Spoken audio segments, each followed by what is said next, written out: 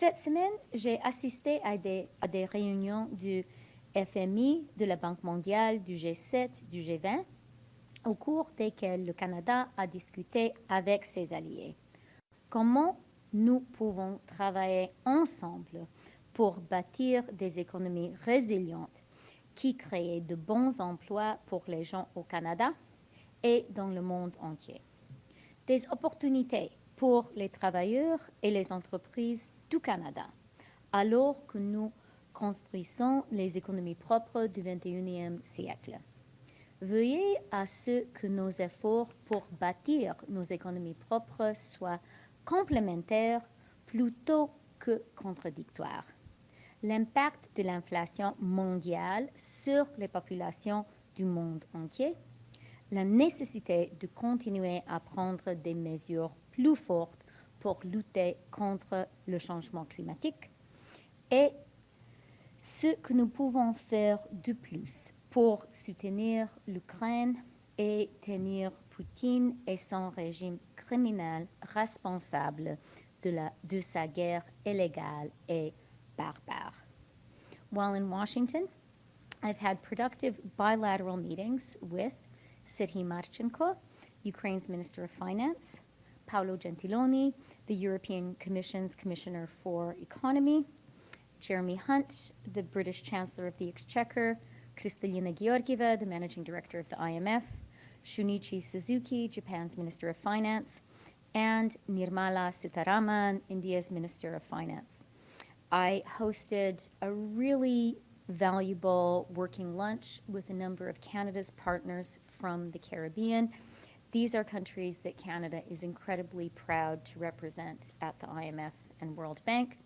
We spoke about how Canada can support the countries of the Caribbean in enhancing their resilience to climate change, in attracting private capital to help create good jobs, and in building a more prosperous future for people throughout the Caribbean.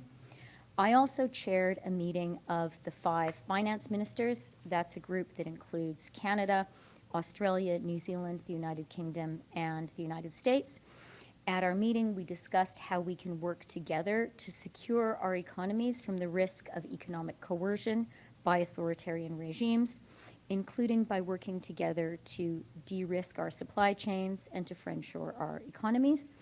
I'd also like to thank the IMF, and particularly the Managing Director of the IMF, Kristalina Georgieva, for last month's launch of a new $15.6 billion extended fund facility financing program for Ukraine. Historic and really important. Canada was a strong and early advocate of this program, and it's an important step in united international efforts to provide critical financial support to Ukraine. And just before I conclude, I'd like to remind Canadians that the first quarterly climate action incentive payments of 2023 are being delivered starting today. For a family of 4 this year, climate action incentive payments will mean $976 in Ontario, $1,056 in Manitoba, $1,360 in Saskatchewan, and $1,544 in Alberta. For people in Alberta, Saskatchewan, Manitoba, and Ontario, the first payments of the year will be in the mail or deposited directly into your bank account starting today. So thank you very much, and I look forward to answering your questions. Okay, we'll turn now to questions from the media. One question, one follow-up. Brian? Hi, Minister. Brian Platt with Bloomberg. I wanted to ask Hi, you Brian. first, I read your stories often. Great. I wanted to ask you first about the speech that you gave this week, where you warned about a race to the bottom in corporate subsidies and how it could erode the tax base. Is it not a little bit too late for this warning? Isn't the horse out of the barn a bit on this? You've unveiled your plan. We obviously have the IRA, the Europeans. Everybody's already, isn't it a bit too late for this warning? Or what is your motivation here in delivering that now? Thank you for the question.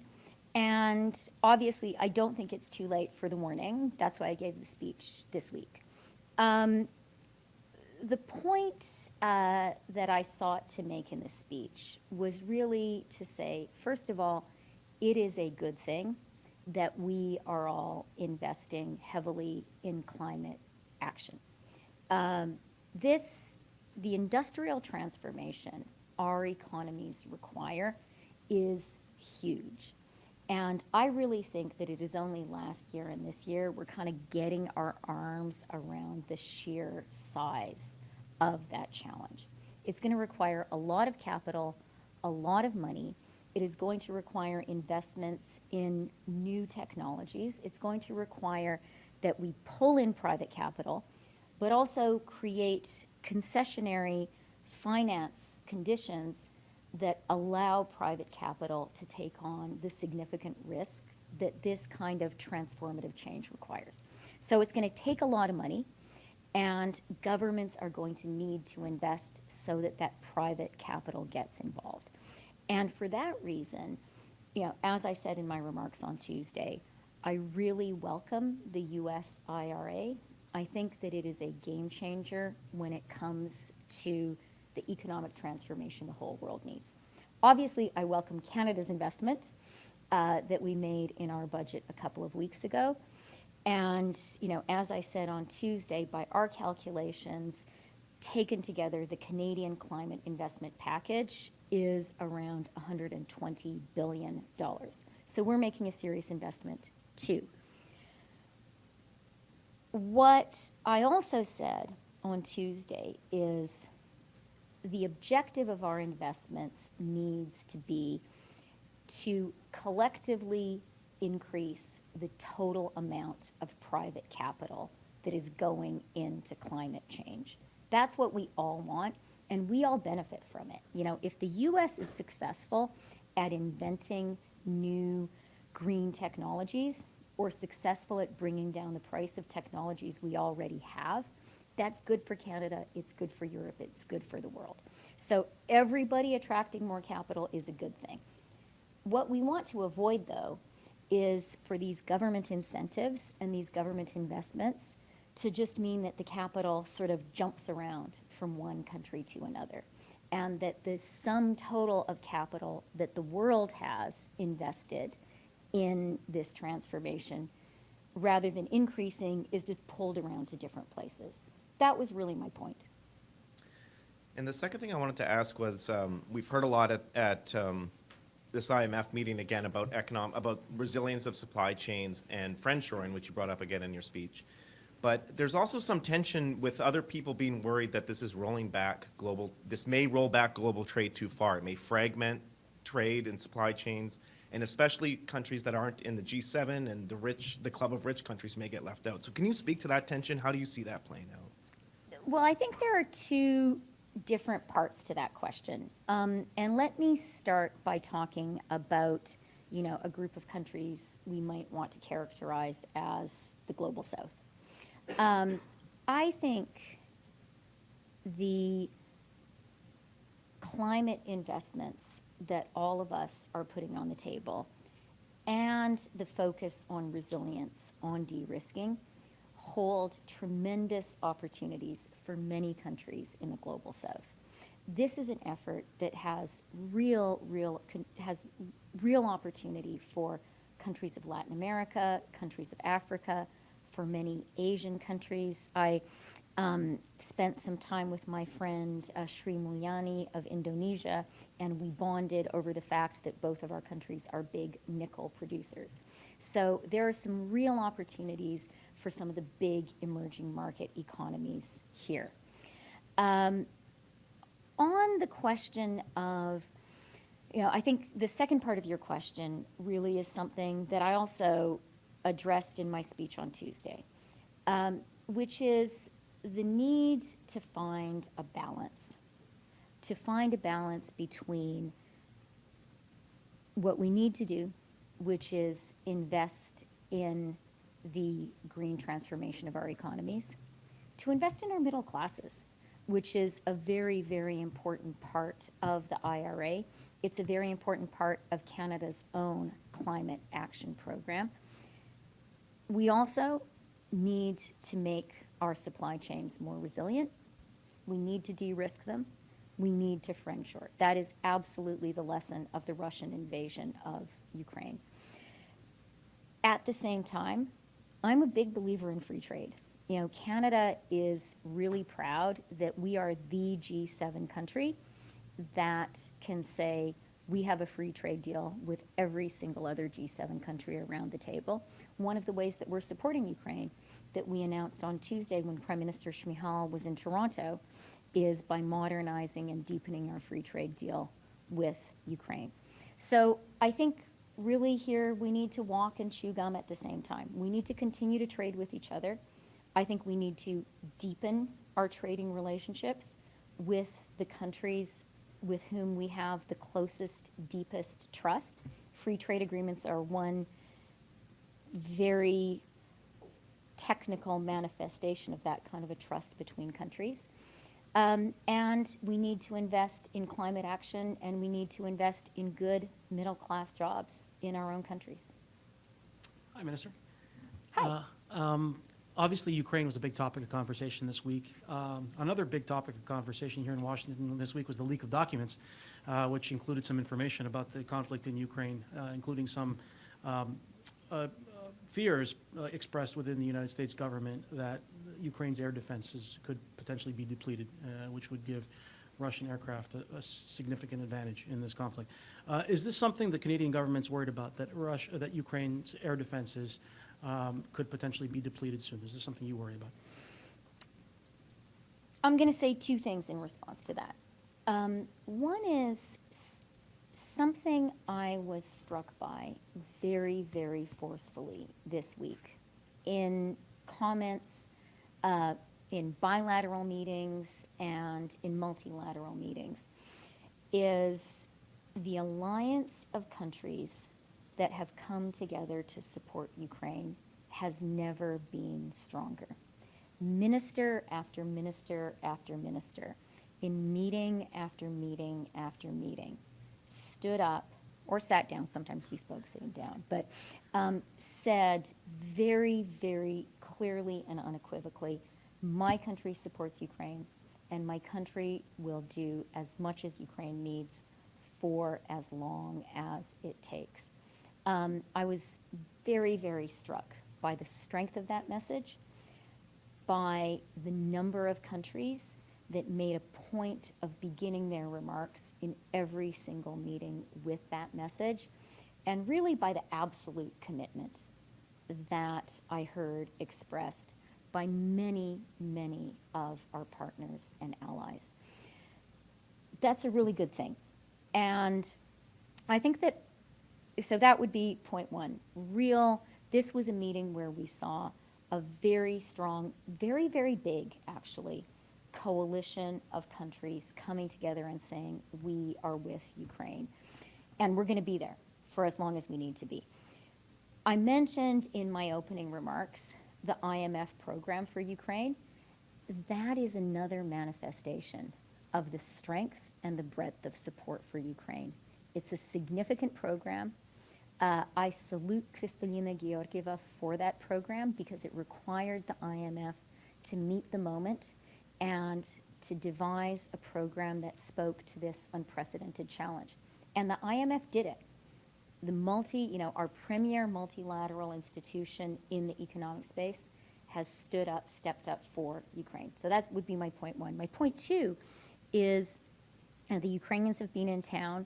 Prime Minister Shmyhal came to Canada first and then came here. Minister Marchenko is here. And the Ukrainians are absolutely determined to.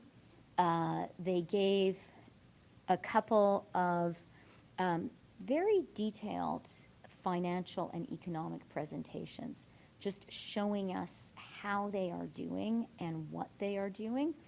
And, this was a private meeting, so I won't quote the person who said this, but one leader who spoke after Serhiy Marchenko in a meeting I was in began their remarks by saying, I am both inspired and humbled by what you've said, just because they're actually running an economy. They're running an economy in a time of war. Kristalina Georgieva told us that Ukraine is collecting 36% of GDP in taxes. Think about that for a minute. Like, they are at war, and they're still managing to run an economy and collect taxes.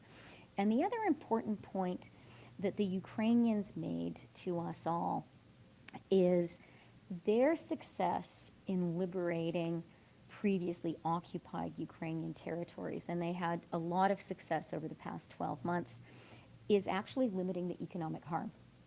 And in fact, the economic harm, estimates that multilateral institutions have had of economic damage that would be done to Ukraine are a little lower because the Ukrainians now control more of their own territory. They've also had tremendous success in restoring their electricity grid, and they are now back to being able to export electricity.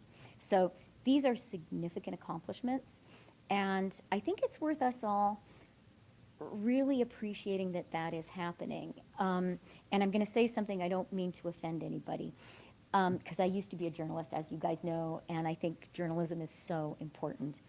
But sometimes the pictures and the headlines that we see from a place at war like Ukraine, naturally and inevitably, they focus on the devastation and on the fighting and on the front lines. There's another story, which is behind those front lines, they are managing to keep the state, to keep the society, to keep the economy going. And that was one of the things that we heard about a lot and talked about a lot here. To your final point about Ukraine's capacity to defend the territory it holds, and something that you didn't ask but is an adjacent question, Ukraine's capacity to mount the spring offensive that Ukraine is openly discussing. That is tremendously important. Our Ukrainian friends and our military allies who were here, finance ministers, but we're all allies.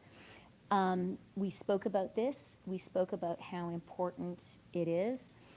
And I will just conclude by reiterating what I said at the outset, which is I was very struck by and heartened by the depth and the firmness of support for Ukraine, the commitment to being there for as long as it takes, and really the conviction that we want to support Ukraine up front as much as we can so the war ends as soon as possible. Because as long as the war goes on, like, people in Ukraine are dying, absolutely terrible, horrifying, quite literally a crime.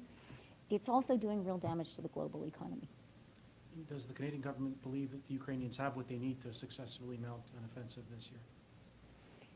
We and our allies are talking with the Ukrainians about what they need, and collectively, we are absolutely committed to being sure the Ukrainians have what they need. Hello, Minister. James McCartney, Canadian Press. Hi. This is the part where you're supposed to say that you read my stories. I'm sorry, I do read your stories. I was thinking that, but I thought you guys would think I'm sucking up to you. So sorry, I actually do read all of your stories. You guys know me. Right. You know Of that I course, do of course. actually read actual news. I wanted to follow up on Brian's question very quickly because I heard the speech as well, and I'm wondering, I didn't hear a lot about, first of all, how concerned you are that the prospect of a subsidy war, a global subsidy war, is real. How serious is that risk based on the circumstances we find ourselves in now? And are there any sort of guardrails or protections that can be put in place to prevent that from happening if things continue on the current sort of trajectory? Look, I think that it is something worth being alive to. It's something worth raising in public, which I've done, and it's something that we're talking about in private. And, what I said on Tuesday, I'll say again, which is with certainly our closest allies, we're remarkably aligned. Everyone agrees each one of us needs to invest more in the industrial transformation in our own countries. Everyone gets it. Everyone has either done it or is going to do it. Everyone also agrees that our objective needs to be for this to be a win-win paradigm. We will have the greatest chance of success if we succeed together. And So that really is the orientation of every single country that was at a table I was at, certainly every single partner country that is at a table I was at. And I think we're going to try. Now, in my speech, I think I made clear this is complicated. There are no easy and obvious answers. We're doing something that we haven't done before.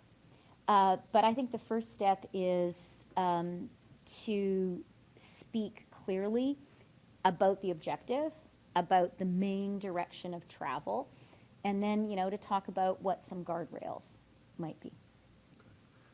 Just very quickly, also on the Inflation Reduction Act, Treasury issued their guidance a few weeks ago, and it appears as though they are broadening the spectrum a little bit. Is that, from a Canadian perspective, is that a good thing? Is that a bad thing? Considering Canada and Mexico were largely kind of the only ones at the table for a while, would you rather see it expanded more broadly? And does that speak to these issues that you're talking about in terms of everybody kind of working together?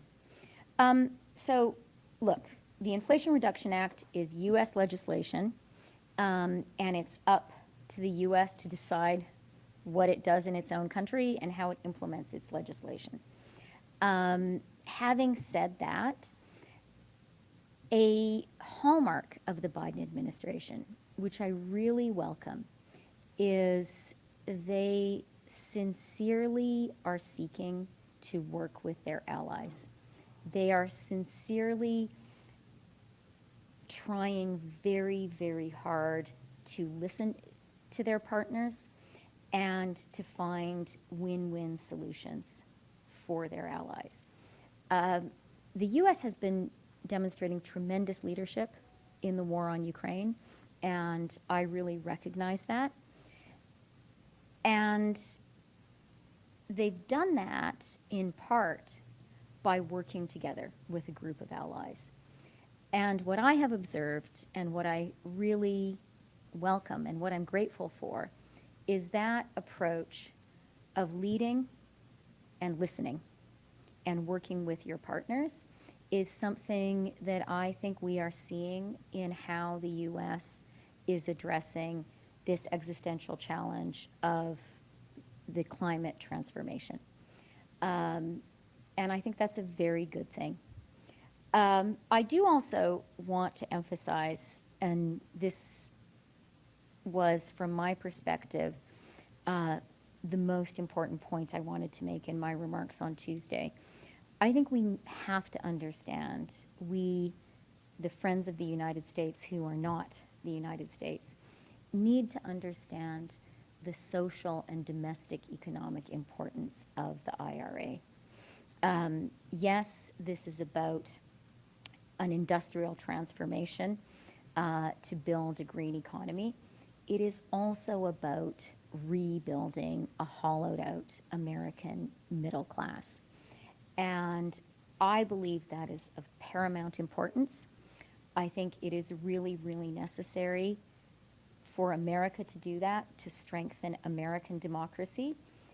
And I think every single democratic country in the world benefits when U.S. democracy is strong.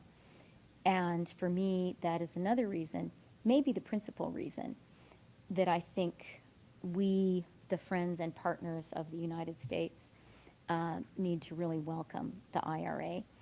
From the Canadian perspective, we also have designed our climate investments to be investments in working Canadians. And we really recognize that, of course, we need to build a green economy. We need to be sure that we're building it by creating great, well-paid jobs for working people, and that is at the heart of our plan. Minister? Reggie Cicchini, Global News. The Prime Minister's National Security and Intelligence Advisor has revealed dates of foreign interference briefings between 2018 and 2023 to the PM, PMO, and to the Cabinet. Were you did you participate in any of those briefings, given that during the time frame you were in the position of Deputy Prime Minister? So I am really sorry, but I believe I knew that Katie was testifying between noon and 2 o'clock, obviously, but I have been at IMF World Bank meetings, and I haven't been watching her testimony, so I'm not going to comment on anything that she said today. Then a follow-up then from a colleague in Ottawa. Conservative MP Michael Cooper said at the Procedure and House Affairs Committee today that former Toronto area MP Bob Soroya received a message from the Chinese Consul General in Toronto saying he would, quote, no longer be a member of Parliament after the 2021 election. Were you ever briefed on the interaction? No. And I do want to say one thing about foreign interference in Canada, and specifically Chinese interference in Canadian democracy. Maybe two things. The first thing is, you know, I lived and worked in an authoritarian communist regime as a student and as a reporter. So I have personal experience. And I am not at all sanguine about how dictatorships view democracies and how communist dictatorships view democracies. And I don't think any of us should be sanguine about that.